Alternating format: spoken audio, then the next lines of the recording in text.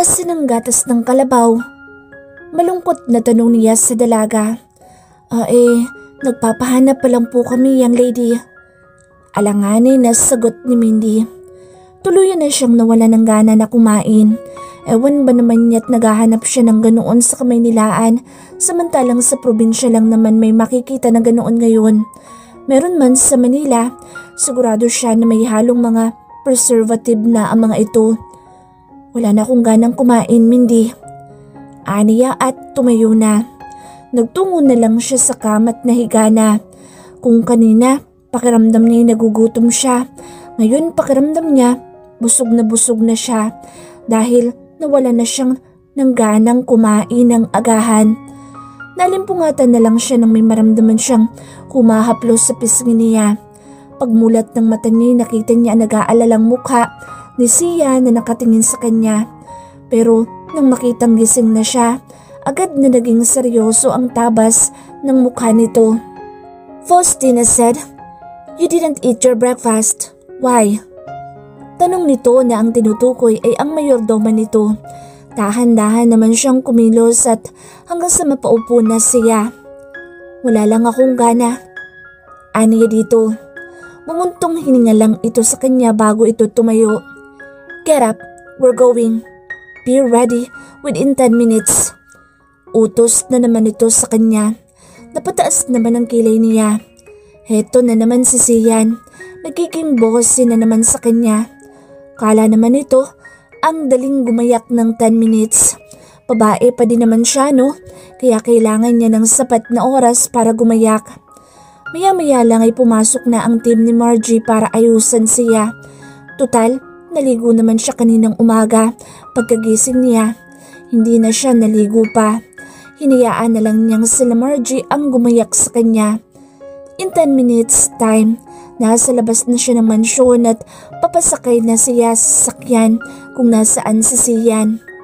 Unlike sa madalas nilang sakyan na limousine, isang sports car na kulay dilaw nakita niyang nakaparada sa harapan ng bahay ni Sian.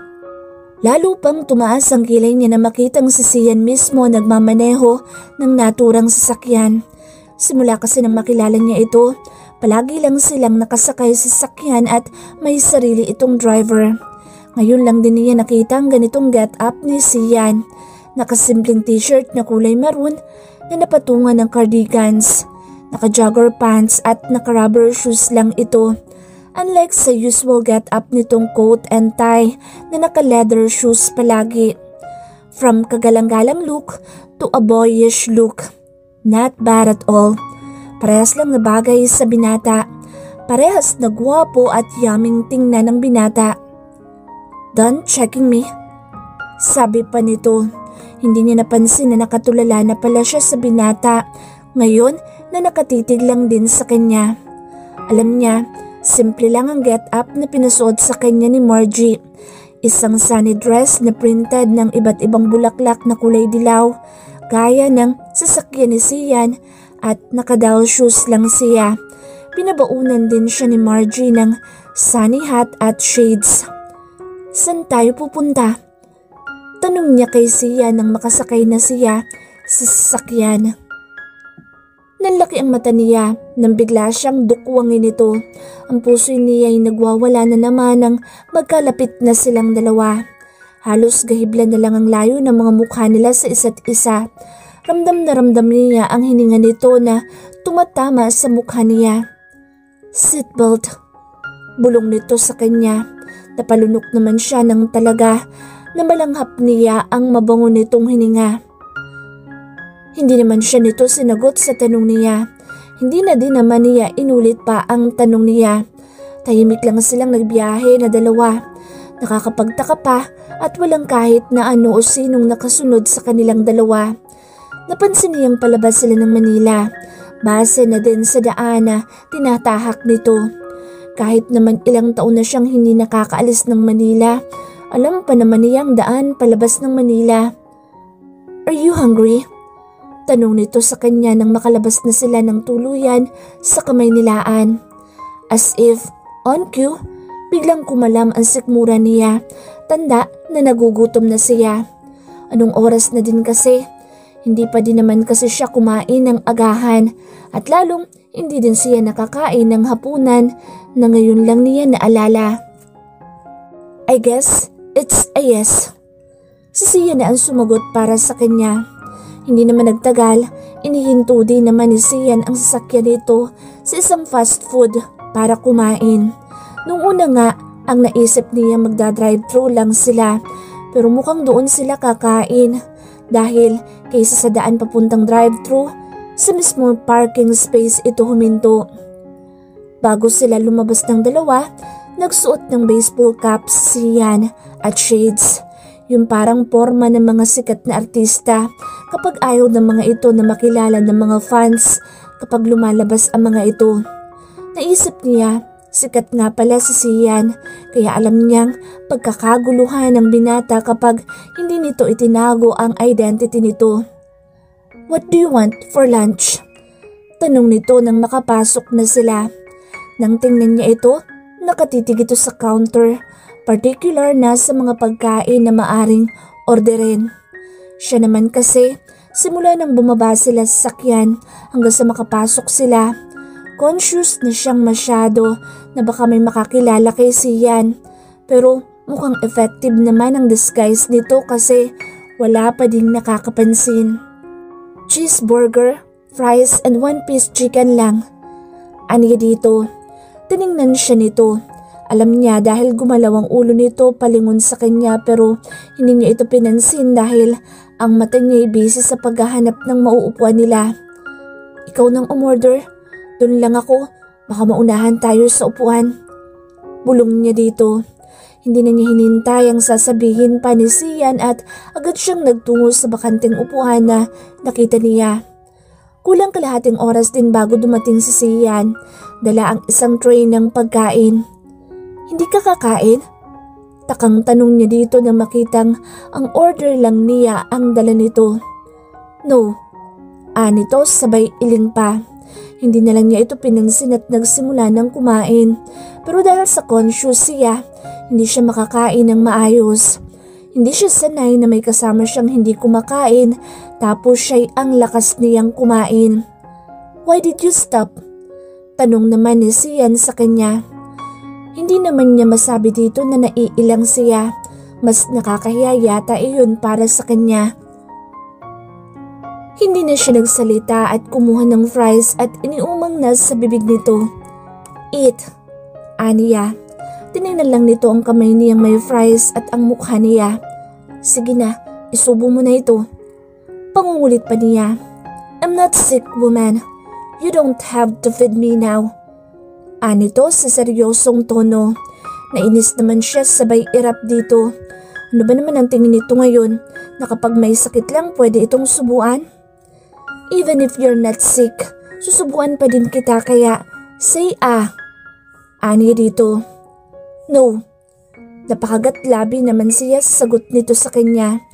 Pinakatitigan niya ito. Hindi naman kasi niya makita ang mata nito dahil na din sa nakasuot pa din ito ng shades. Sian. Bulong niya sa pangalan nito ngunit may diin ang bawat salita. I'm not a kid, woman. Ganting bulong nito sa kanya. Na kasi, kapag hindi mo kinain ito ilalayasan na kita. Bayad ko na naman siguro ang lahat ng nagastos mo sa akin. Kung kulang pa, Hindi na niya natapos pang sasabihin pa niya nang walang ano-ano'y isinubo na ni Sian ang pagkain na nasa kamay niya. Hanggang sa daliri nga niya naisubo na nito nang magmadali ito sa pagsubo. Isusubo mo din pala, kailangan pang takutin. Bulong niya. Stop blackmailing me, will you? Seryoso nitong sagot sa kanya. Ang cute naman nilang tingnan, no? Bagay na bagay sila. Ang swerte naman ni kuya, ang ganda ng girlfriend niya. Ang sweet nila. Ilan lang iyan sa mga naririnig niyang sinasabi ng mga tao sa paligid niya. Sino kayang pinag-uusapan ng mga tao dito? Pasimple pa siyang lumingon sa kaliwat kanan niya para tingnan kung sino ang pinag-uusapan ng mga tao sa paligid niya. Na-curious din kasi siya kaya gusto niyang makita ang pinag-uusapan ng mga ito. Eat faster, woman. Utos sa kanya ni Sian. Kumain ka din kasi. Nako-conscious kasi ako na ako lang ang kumakain tapos ikaw hindi kumakain at pinapanood mo lang ako. Pag-amin niya. Tinigil na din niya ang paghahanap ng pinag-uusapan ng mga tao kasi parang wala naman. Nanlaki ang mata niya nang hilahin ni Sian ang plato niya at ito na naghimay ng chicken niya para sa kanya. Ang nakakagulat pa sa lahat, sinimulan na siya nitong subuan habang kumakain na din ito.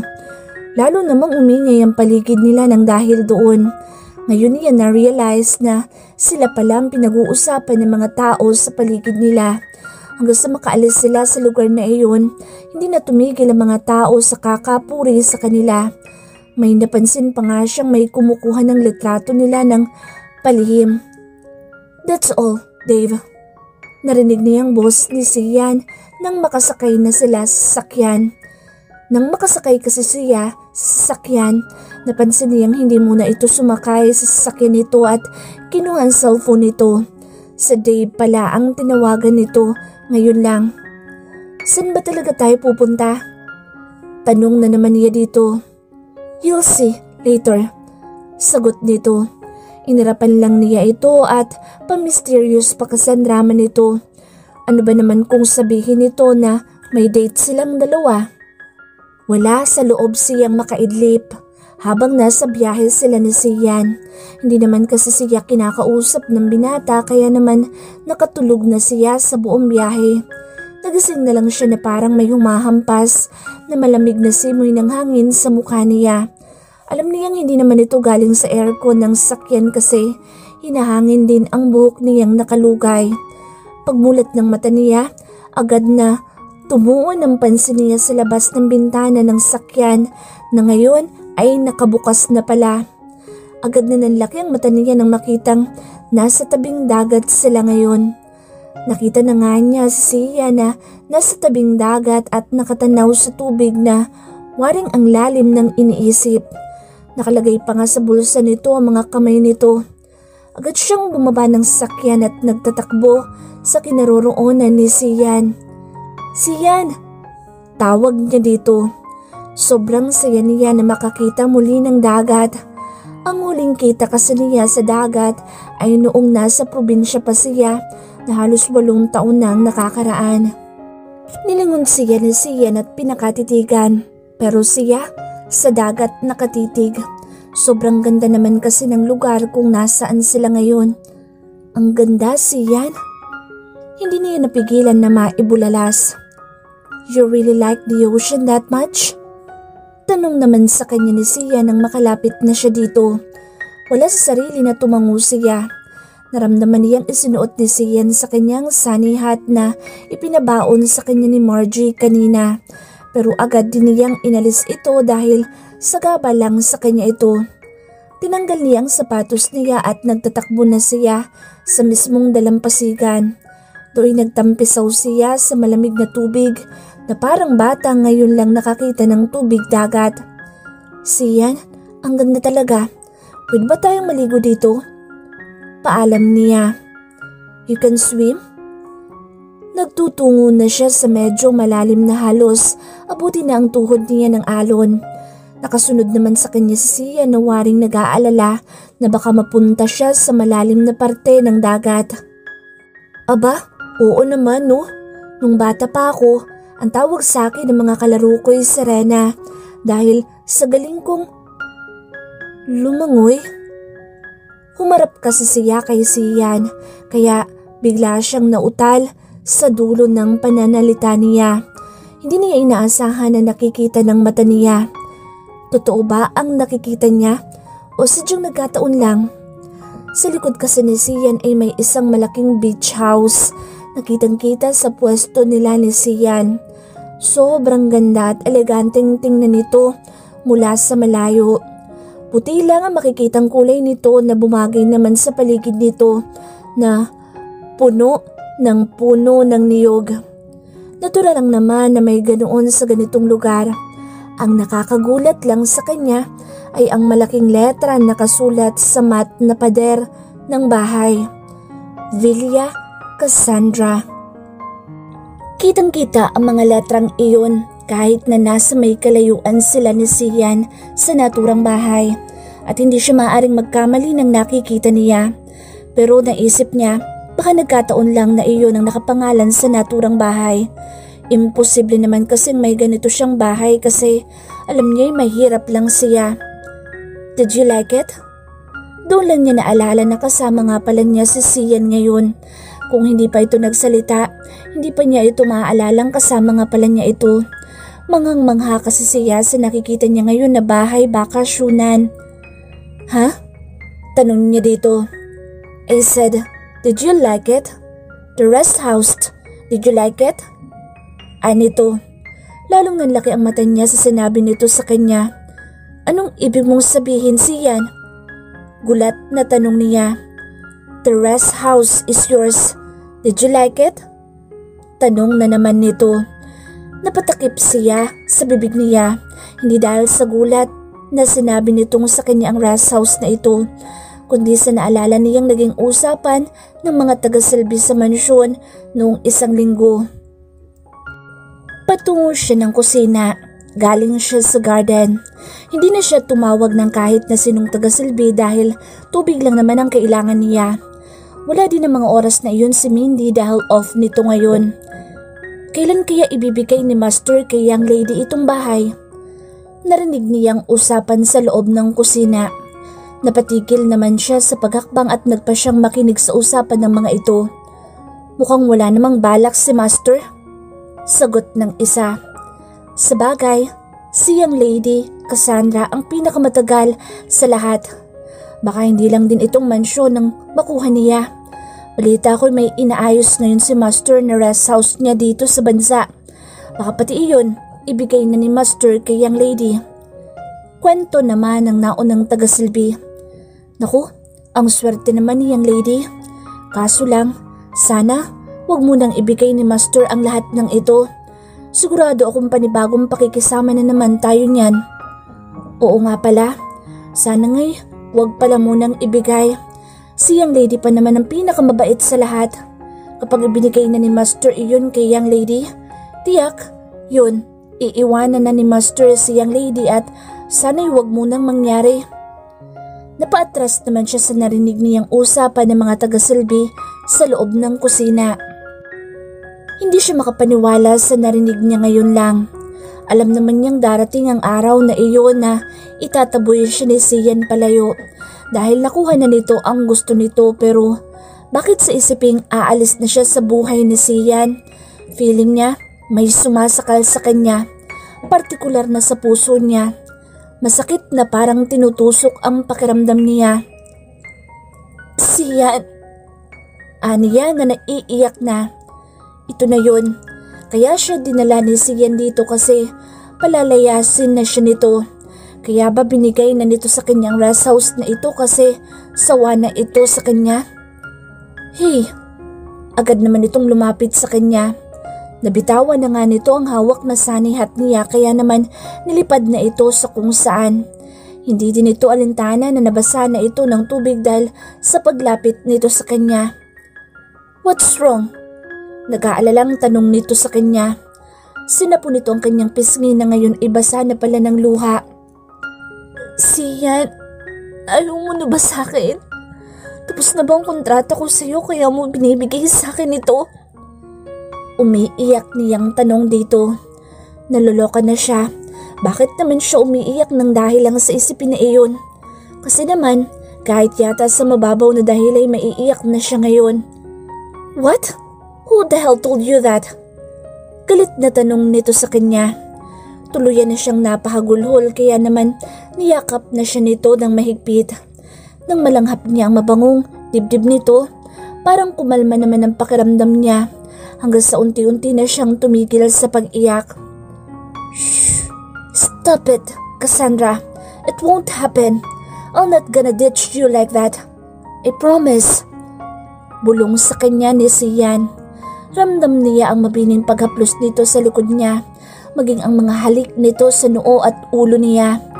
Yun na lang ang huling natandaan niya bago ang pakiramdam na para siyang nakalutang sa alapaap at tuluyan ng nawala ng malay. Paggising niya, nasa loob na siya ng kwarto mag-isa. Bigla siyang kinabahan nang hindi niya nakita si Sian sa tabi niya.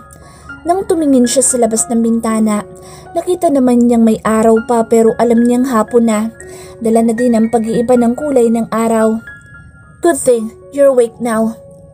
Napatingin siya sa pinagmula ng boses na iyon at nakita niya si Sian na galing sa banyo at bagong paligo. Nakatapis lang ito ng tuwalya sa ibabang parte ng katawan nito. Nakaramdam naman siya ng hiya kaya nagbaba siya ng tingin. Magdamit ka nga. Angil niya. Narinig niya ang mahinang pagbungis-ngis nito kaya naman agad na napaangat ang pisngi niya at nahuli nga niyang nakangisi si Sian. Ang cute lang nito ngayon habang nakangisi na akala mo'y batang may gagawing kalokohan. Get up, we're going somewhere. Utos na naman ito. Nagmamadali naman siyang tumayo kaya naman nawalan siya ng balance at muling napaupo nang mahilo siyang bigla. Agad naman siyang dinaluhan ni Sian nang makita ang nangyari sa kanya. Ay, will you be extra careful? Angil nito sa kanya. Hindi naman siya makapagsalita dahil sa sobrang lapit nito sa kanya. Napapalunok pa siya nang bumaba ang mata niya sa mga matitigas nitong dibdib na naka-expose sa mata niya. Nakita niya ang ilang butil ng tubig na tumutulo pababa mula sa leeg nito, pababa sa dibdib, patuloy sa mga nagmumurang pandesal nito sa tiyan. Napasingap siya nang sundan niya ng tingin kung saan pa patungo ang ilang patak ng tubig. Stop what you're doing, woman. I'm planning to watch the sunset with you. But I'll gonna ditch that idea if you will not stop staring my body like that. Banta ni Sian sa kanya, kaya naman napaangat ang mata niya sa mukha nito. Kitang-kita niya ang emosyon sa mga mata nito. Nandoon ang pagpipigil at pagnanasa sa mga mata nito. You know that it's not hard for me to stop, woman, but I'll try. Now, get up and go straight to the balcony if you also want to watch the sunset, or stay where you are and let me ravish your delectable body of yours. Pwede naman yung huli ang gawin natin.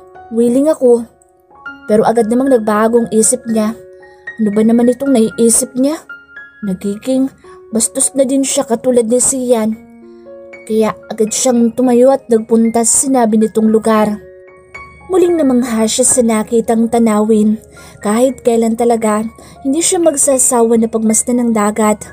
Napakapayapa kasi nitong tingnan sa malayo. Mararelax ka kapag tititigan mo iyon na para bang lahat ng problema sa mundo ay mawawala at magiging mapayapa ang lahat dahil sa nakikita mo. What are you thinking? Tanong sa kanya ni Sian. Nang lingunin niya ito'y nakabihis na ito ng simpleng puting t-shirt at denim pants. Kahit simple lang ang gayak, hindi pa din maikakaila na gwapo talaga ang damulag. Nothing. Bumuntong hininga siya at muling itinuon ang mga mata sa karagatan. You are really fond of the ocean. Nito nang makalapit na sa kanya. Hindi na siya nabigla nang yakapin na siya nito mula sa likuran niya at gaya niya'y nakatitig din ito sa dagat. Oo, sa ganitong lugar kasi ako lumaki. Sagot niya. We have the opposite. I do hate the ocean. Bulong nito sa kanya. Hindi naman siya nakapagsalita sa narinig niya dito. Hinintay niyang magsalita ito at magkwento pero mukhang wala naman itong balak na magkwento sa ngayon. Ramdam niya ang pagtigas ng mga muscle nito sa braso, maging ang paghigpit ng pagkakayakap nito sa kanya. Mariing napapikit siya at dinama ang malamig na simoy ng hangin na tumatama sa kanya. Iniyakap na din niya mga braso niya sa braso ni Sian. You know, Sian, why I love the ocean? Hindi lang kasi nakalakihan ko na malapit sa dagat, but because the mystery under it. As you can see, isang payapat napakagandang tanawin ang nakikita mo sa dagat ngayon, but you will never know what we'll see under it. There is nothing wrong with enjoying looking at the surface of the ocean itself, except that when you finally see what goes on underwater, you realize that you've been missing the whole point of the ocean. Aniya makalipas ang mahabang pananahimik. Muli silang natahimik na dalawa. Nakatanaw lang sila sa dagat at sa papalubog na araw. It was a breathtaking scene for her. Lalo pat kasama niya ang lalaki nagpapatibok ng mabilis sa puso niya ngayon. Ang lalaking dahilan kung bakit gusto pa niyang magpatuloy sa buhay. Hindi na lamang dahil sa mga kamag-anak niya, kundi dahil gusto pa niyang makasama si Sian. Tuluyan na niyang inamin sa sarili niya na mahal na niya si Sian, na sa maikling panahon lang, natutunan na niyang mahalin ito ng buong puso niya. Hindi naman siguro mali na hilingin niya na maging katulad niya ang itinitibok ng puso nito. It's calm in the surface but it's dangerous at the bottom. Bulong ni Sian sa kanya. Yeah, indeed. But remember, Sian, God has a purpose why He made the ocean larger than the land we are standing. And God has a purpose why all things around us happened. Aniya. Malalim na buntong hininga naman ni Sian ang isinagot nito sa sinabi niya. Muli siya nitong niyakap ng mahigpit at nagpatuloy sa pagtanaw sa dagat. Doon na sila nagpalipas ng gabi ni Sian. Nakakapanibago lang dahil silang dalawa lang ang nandoon ngayon. Sa halos 2 buwan niya sa bahay ni Sian, hindi na siya sanay na walang nakabuntod sa kanilang tagasilbi o kaya naman kasama sa bahay. Sian, bilis tikman mo. Tawag niya sa binata. Excited siya ngayon kasi unang beses na siya ang nagluto ng kakain nila. Feeling housewife lang ang role niya ngayong gabi. Lumapit naman sa kanya si Sian. Kinilig pa nga siya nang hawakan nito ang bewang niya habang isinusubo niya ang ipinapatikim niyang niluto. Simple lang naman ang niluto niya. Adobong manok lang naman. Hindi naman kasi siya ganoon kagaling magluto kaya yung madali lang ang naisip niyang lutuin. Good. Sagot naman ito. Inirapan naman niya ito. Good lang kasi ang sagot nito. Gusto niyang marinig kung masarap ba. What? Natatawa naman itong tanong sa kanya na makita siyang umirap. Nothing. Ani at inalis ang kamay nitong nasa bewang niya. Maliksin niyang inihanda ang hapagkainan nilang dalawa ni Sian. Nakatitig lang naman ito sa kanya ngayon habang naghahanda siya. You look very happy today. Ani Sian nang kumakain na sila. Ngumiti naman siya dito ng pagkatamis-tamis. Madami siyang dahilan kung bakit siya masaya ngayon. Pero ang pinakadahilan niya ngayon ay ang pag-amin niya sa nararamdaman niya para sa binata. Masaya din siya na sila lang ngayong dalawa at napaglilingkuran niya ito. Kahit simple lang naman ang ginagawa niya para dito. Yeah?